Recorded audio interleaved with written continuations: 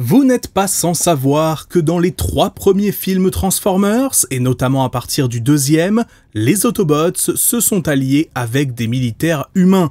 Parmi eux, on retrouve Lennox et Epps ainsi que plusieurs soldats de la base du Qatar, attaqués par Blackout dans le premier film. Cette organisation, dont le but est de traquer les Decepticons et de former une véritable alliance entre Autobots et humains, s'appelle le NEST.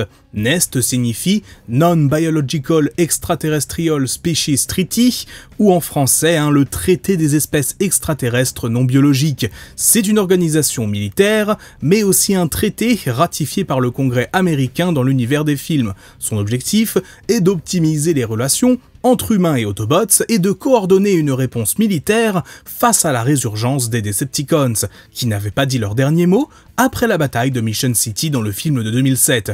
Aujourd'hui, je vais vous faire découvrir l'histoire de cette organisation, comment elle a évolué dans l'univers Transformers, quels pays en étaient membres, comment elle fonctionnait et comment elle s'est formée. On va donc explorer tous les médias qui mettent en avant cette histoire, que ce soit les films bien sûr, mais aussi surtout les comics dérivés, ainsi que d'autres informations sur les personnes marquantes qui ont composé le Nest entre Transformers Revenge of the Fallen et Transformers Dark of the Moon. Comme on va le voir, l'organisation a ensuite été dissoute suite à la bataille de Chicago, mais on y reviendra un peu plus tard dans la vidéo. Mais avant de commencer cette vidéo, un petit mot de notre partenaire du jour, Flexispot. Flexispot, ce sont les leaders dans le mobilier, rendant votre intérieur plus ergonomique. Et ça passe notamment par ce genre de produit, un bureau de dernière génération, dont la hauteur peut être réglée de façon ultra rapide. Vous pouvez personnaliser de A à Z votre bureau directement sur le site, c'est super pratique et permet un résultat unique. De mon côté, j'ai opté pour des pieds blancs, avec un plateau à cajou, qui je trouve rend très bien dans mon intérieur. Étant donné que je travaille depuis chez moi, avoir ce type de bureau est essentiel. Il me permet de ne pas toujours être dans la même position, de régler ce dernier en fonction de mes besoins, que ce soit quand je travaille sur des vidéos, quand je suis en réunion, ou encore quand je veux simplement être en train de chill tranquillement. Vu le temps que je passe au quotidien sur mon bureau, ce type de matériel me facilite grandement la vie. Vous trouverez dans la description un lien vers le site de Flexispot sur lequel vous pourrez aller découvrir tout ce qu'ils proposent. Encore merci à eux pour le soutien, puisqu'ils me permettent désormais d'être encore mieux équipé pour vous sortir les meilleures vidéos possibles. Le premier média à nous expliquer les prémices du Nest est le comics Alliance, publié avant la sortie de Revenge of the Fallen. Dans ce dernier, on découvre ce qui s'est passé immédiatement après la bataille de Mission City, et comment les liens se sont créés et renforcés entre l'équipe de Lennox et celle d'Optimus Prime. Après la bataille, une fois Megatron tué par le Allspark, utilisé par Sam Witwicky, il est important de noter que tous les Decepticons n'étaient pas encore morts. Au-delà de Starscream bien sûr qui s'était enfui, il restait quelques petits bots créés par le Allspark qui étaient toujours agressifs et qui se baladaient, notamment le fameux Transformers Xbox.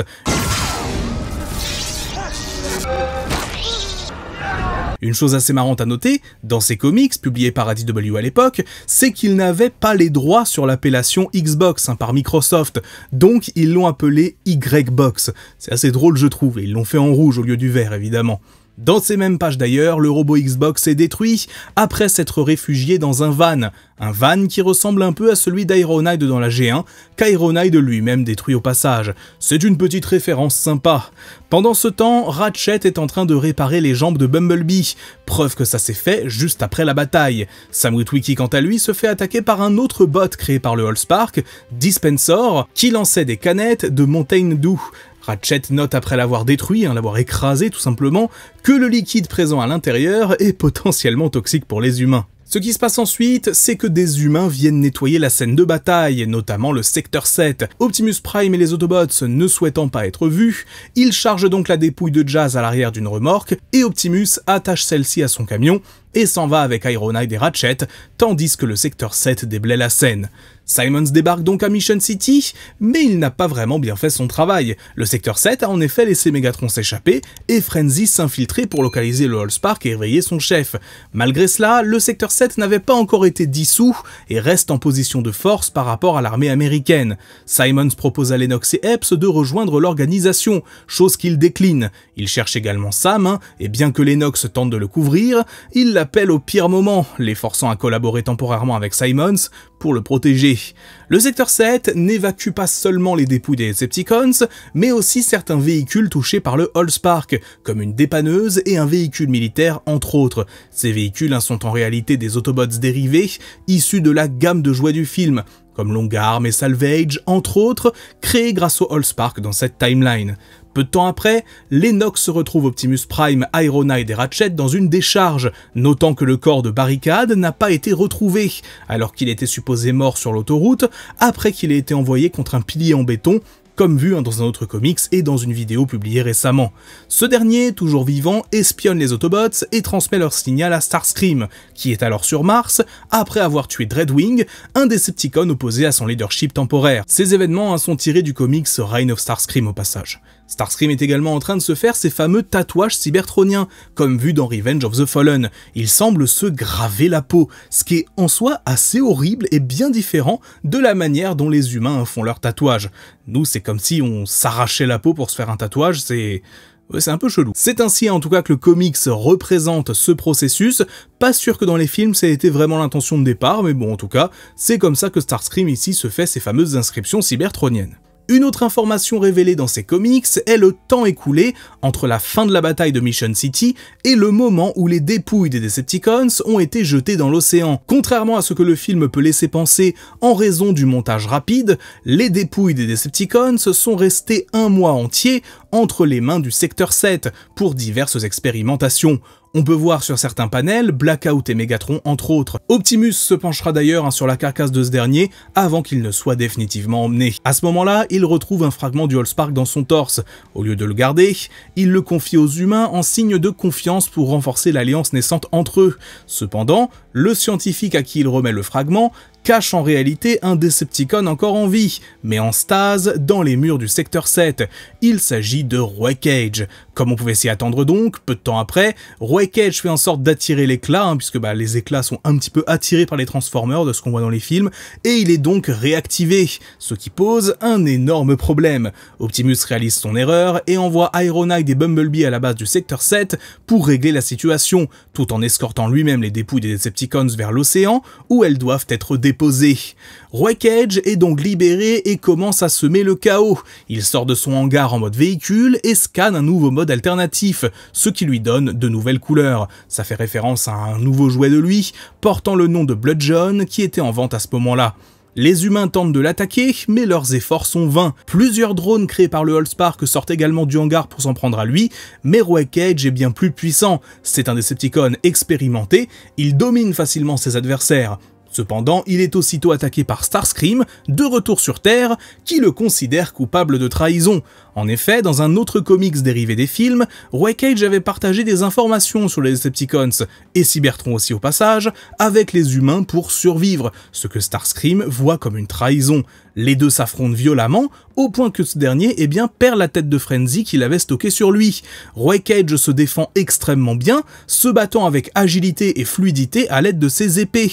Starscream est en difficulté, mais il reçoit une aide inattendue. Bumblebee qui revient sur les lieux et tire dans le tas, blessant Wreckage au passage. Starscream en profite donc pour l'achever et utilise sa dépouille comme bouclier. Il assène ensuite quelques coups à Bumblebee avant de s'enfuir, son objectif principal étant rempli. Quelque chose de bien plus grave pour la Terre et les humains se prépare. Soundwave est de retour et planifie une nouvelle invasion des Decepticons avec Starscream. Des météores s'écrasent partout dans le monde, en Europe, en Amérique du Nord, en Afrique, à Sydney, dans le Nevada, annonçant une invasion totale. Ce ne sont pas les Decepticons les plus puissants, mais plutôt des éclaireurs. Après la bataille entre Starscream et Wreckage, Simons récupère alors la tête de Frenzy, que l'on verra plus tard dans Revenge of the Fallen. Et ce sera au passage sa dernière action en tant qu'agent du Secteur 7, car il reçoit l'ordre de Lennox de quitter son poste. Lennox ne fait que lui transmettre les instructions du secrétaire d'État Keller, annonçant que les services de Simons ne sont plus nécessaires, car le Secteur 7 va être dissous.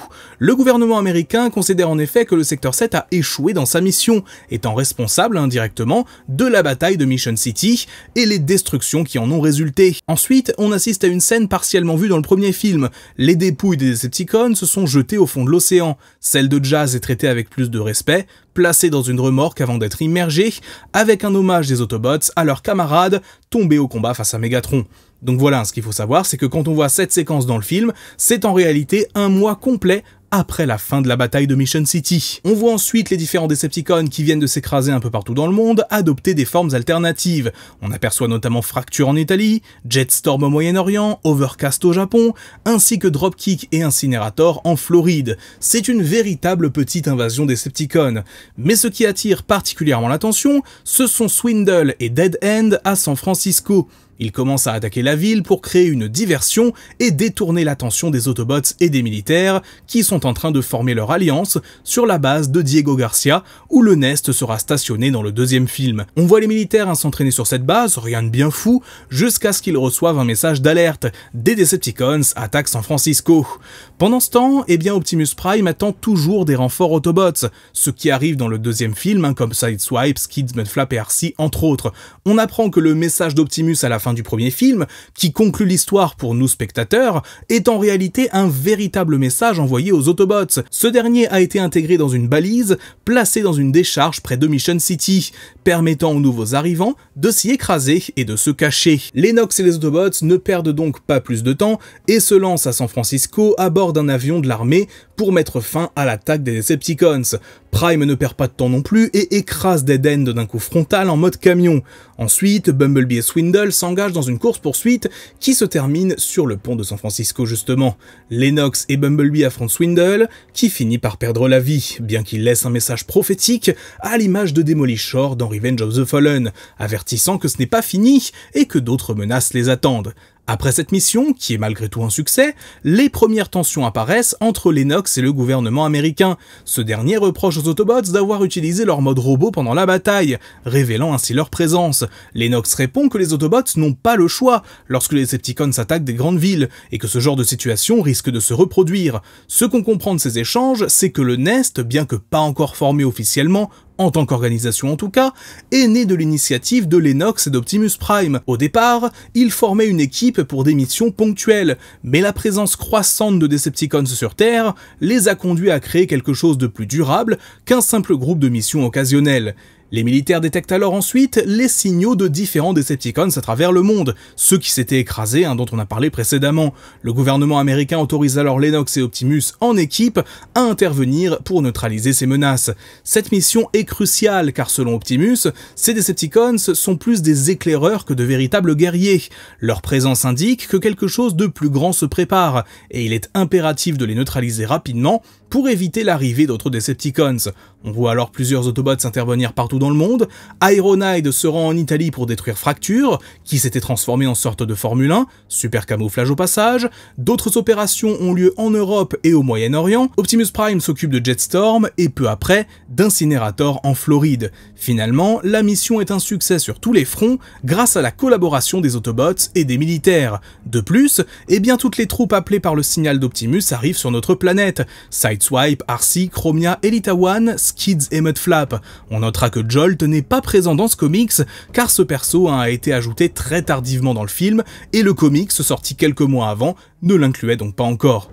Ou alors c'est parce que Jolt est tellement puissant, tellement fort qu'il était déjà parti. Après tout, c'est notre dieu et sauveur à tous. C'est donc à ce moment-là que le Nest est véritablement créé par les humains et les Autobots, formant une organisation capable d'agir partout dans le monde pour protéger la Terre des Decepticons. Ça tombe bien, car à la fin du comics, on voit des images de Demolishor, indiquant que les événements de Revenge of the Fallen se déroulent peu de temps après, voire immédiatement après ceux du comics. Cependant, vers la fin de l'histoire, on voit qu'il y a quelques ellipses temporelles. On n'est pas passé directement du status quo d'avant au nouveau status quo avant Revenge of the Fallen. Entre 2007 et 2009, le Nest va donc s'implanter sur la base américaine de Diego Garcia, située dans l'océan Indien. Ce qui est intéressant à noter, c'est qu'il s'agit d'une île sous autorité britannique, mais que les États-Unis et le Royaume-Uni exploitent ensemble. On voit d'ailleurs à plusieurs reprises des soldats anglais dans les rangs du Nest, et ça n'est donc pas surprenant. Le choix de la localisation du Nest est donc stratégique. Diego Garcia est situé en plein milieu de l'océan Indien, au sud de l'Asie, et est connu pour être l'une des plus sécurisées au monde, en plus d'avoir été intégré territoire totalement vidé de ses habitants par les Britanniques dans les années 70, ayant tous été déportés vers d'autres lieux, une décision qu'Optimus Prime n'apprécierait sans doute pas s'il la prenait. Dans un autre registre, il faut savoir que pas mal de théoriciens du complot mettent dans notre monde, dans la réalité, Diego Garcia au centre de l'affaire du MH370, cet avion disparu en 2014 et qui reste encore à ce jour le plus grand mystère de l'aviation moderne. En effet, selon cette théorie, l'avion aurait été détourné dans le but de le faire s'écraser sur la base de Diego Garcia, qui renfermerait des secrets en tout genre, mais les Américains l'auraient abattu avant qu'il n'y parvienne. Si cette théorie du complot est ce qu'elle est, et qu'elle n'est pas très solide, ça montre bien l'aura qui entoure cette base, qui devient donc pendant plusieurs années le centre d'opération du Nest et des Autobots. En 2009 se déroulent donc les événements de Revenge of the Fallen. On retrouve dès le début du film les Autobots et l'équipe de Lennox en mission à Shanghai pour abattre Demolishor et Sideways. Leur opération est gardée au maximum secret, enfin en apparence du moins, une partie de la ville ayant été évacuée sous prétexte d'une fuite de gaz toxique. Mais évidemment la destruction est telle, notamment à cause de Demolishor, que certains habitants ont inévitablement été témoins des faits, conduisant à la diffusion de vidéos sur internet. Cette attaque s'inscrit dans la lignée de celles présentées dans les comics Alliance, des Decepticons qui cherchent quelque chose et qui prophétisent le retour du Fallen. Les Autobots et militaires étant de retour à Diego Garcia,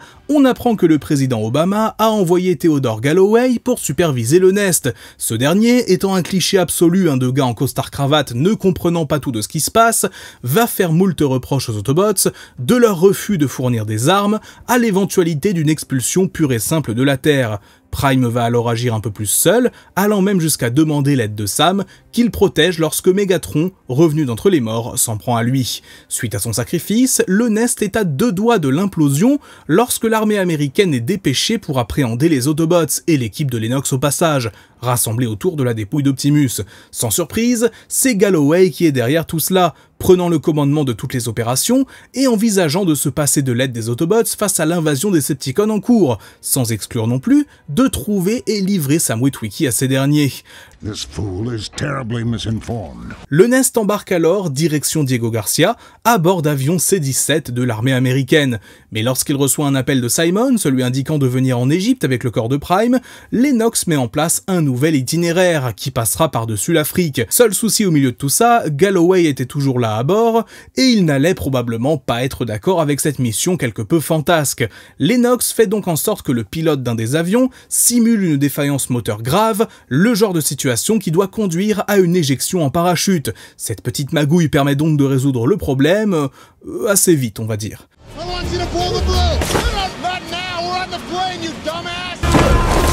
Cela dit, même avec Galloway en dehors de l'équation, la situation du Nest reste précaire, voire même critique, lorsqu'ils atterrissent en Égypte, résistant tant bien que mal aux Decepticons après que Starscream ait coupé leur communication. Heureusement, le général Morshower, qui supervise les opérations depuis les États-Unis, parvient à envoyer un drone et constater ce qui se passe.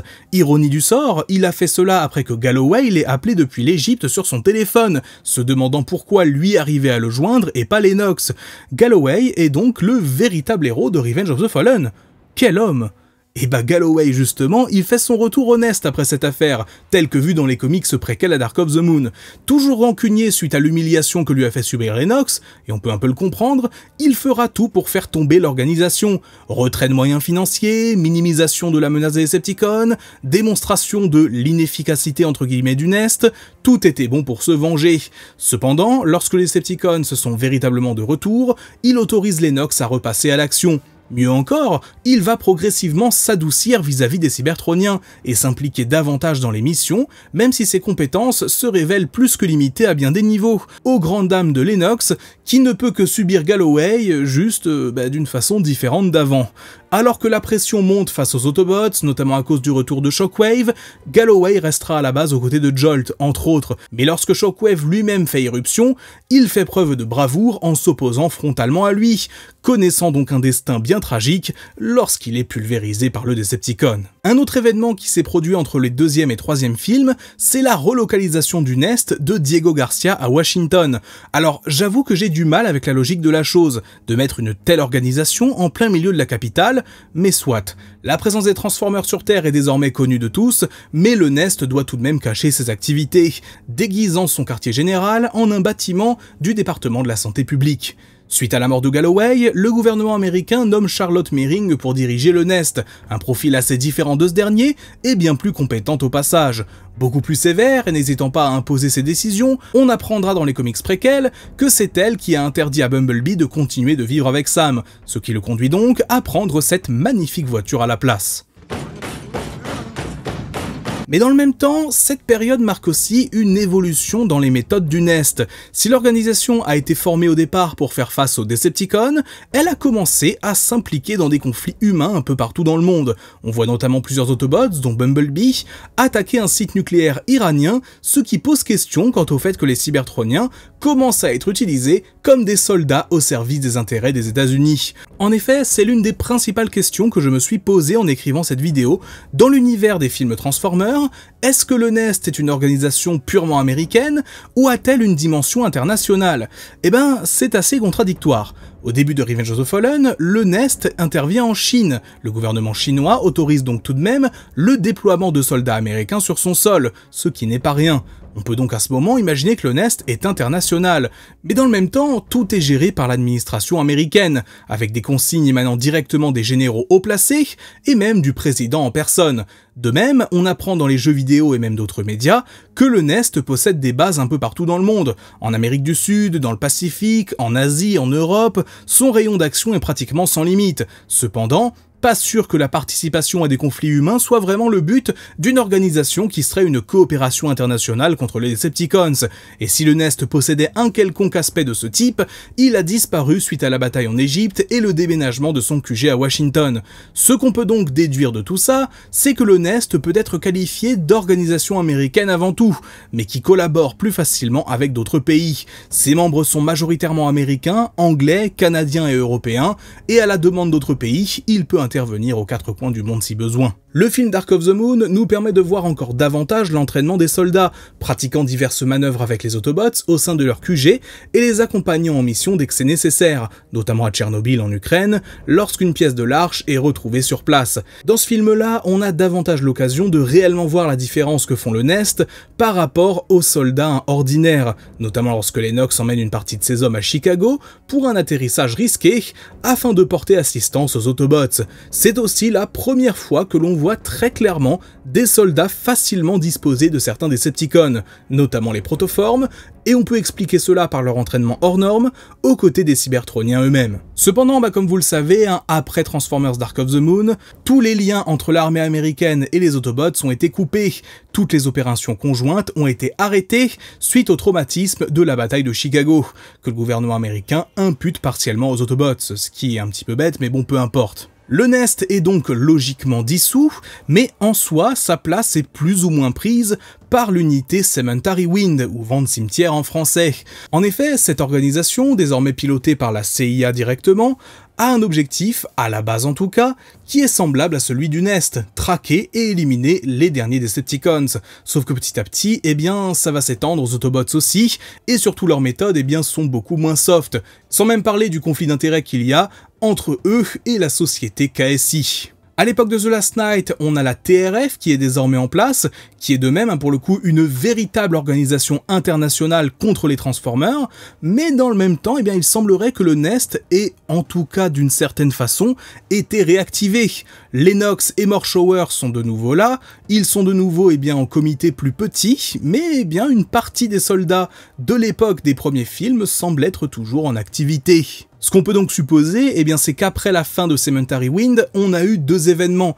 Donc déjà, d'un côté, le gouvernement américain a découvert ce qui se passait réellement avec cette organisation, puisqu'on rappelle qu'au sein du film, ils n'étaient pas au courant de tout. Ils ont donc décidé de fermer cette organisation-là, et peut-être éventuellement de rouvrir partiellement le Nest. Mais dans le même temps, c'est au niveau international qu'une résistance contre les Transformers a été formée, avec la fameuse Transformers Reaction Force, la TRF que l'on voit dans The Last Knight, et qui donc inclut des soldats de tous les pays, qui œuvrent contre les Autobots comme les Decepticons pour les mettre en prison ou les tuer. Voilà globalement tout ce qu'il y a à savoir sur le Nest dans les films Transformers, cette organisation militaire au centre de la première trilogie du Bayverse.